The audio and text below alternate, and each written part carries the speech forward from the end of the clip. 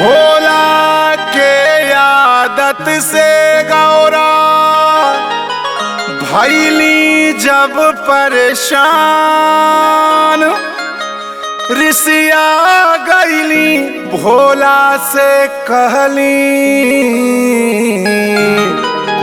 सुनी लगा के ध्यान। का कहली गौरा मैया भोला से?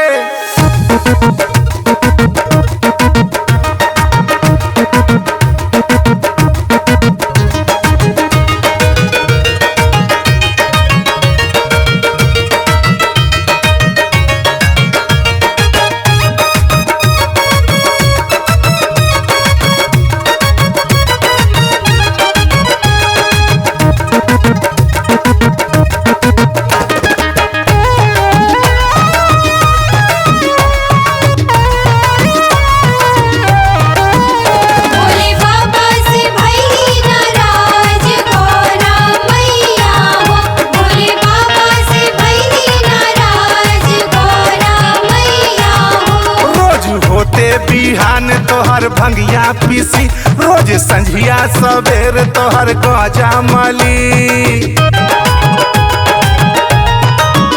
रोज होते बिहान तोहर भंगिया पीसी, रोज संझिया सवेर तोहर गजा मली। सुनी भोला हो सुनी भोला, अब न होई हो काम कलैया दुखाए। सुनी भोला साथे रोहब नहीं दीही नैहर पठाए।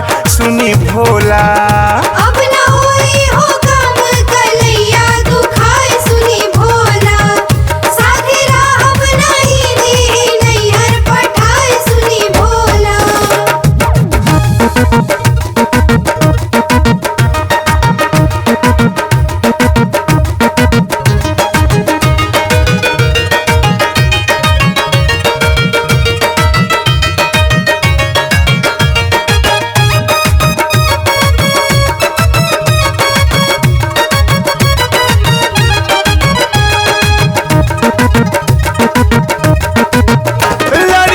के संहारी की तोहके देखी, तोरे दहिया में रोज रोज भस्मी घिसी। लड़िकन के संहारी की तोहके देखी, तोहरे दहिया में रोज रोज भस्मी घिसी। सुनी भोला हो सुनी भोला, तोहरे करतब से जियरा गईल हो अघाय। सुनी भोला साथे रहब नहीं दीही नैहर पठाए। सुनी भोला अब न होई हो काम कलैया दुखाए। सुनी भोला साथे रहब नहीं दीही नैहर पठाए। सुनी भोला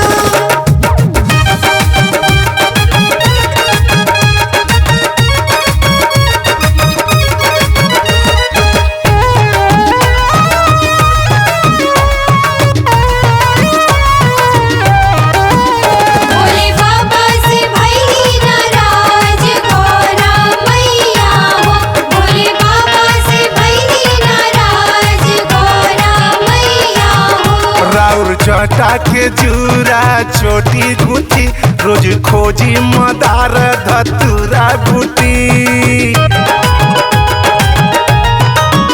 राउर चटा के जूरा छोटी गुटी, रोज खोजी मदार धतूरा बूटी। सुनी भोला हो सुनी भोला, जंगल पर्वत घूमत गईले पौआ छिलाए। सुनी भोला साथे रोहब नहीं दीही नैहर पठाए। सुनी भोला अब न होई हो काम कलैया दुखाए। सुनी भोला साथे रहब नहीं दीही नैहर पठाए। सुनी भोला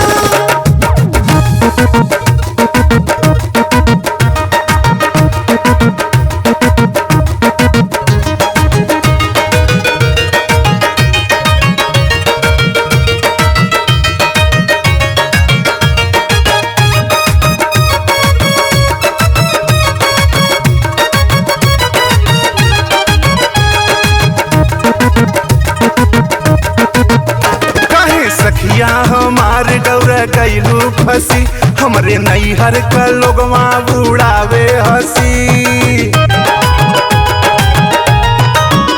कहे सखिया हमार गौरा गैलू फंसी, हमरे नैहर का लोगवा उड़ावे हंसी। सुनी भोला हो सुनी भोला, संगे भूत बैताल देखी जियरा धधाए। सुनी भोला साथे रहब नहीं दीही नैहर पठाए। सुनी भोला अब न होई हो काम कलैया दुखाए। सुनी भोला साथे रहब नहीं दीही नैहर पठाए। सुनी भोला तोहरे करतब से जियरा गईल हो अघाए। सुनी भोला साथे रहब नहीं दीही नैहर पठाए। सुनी भोला।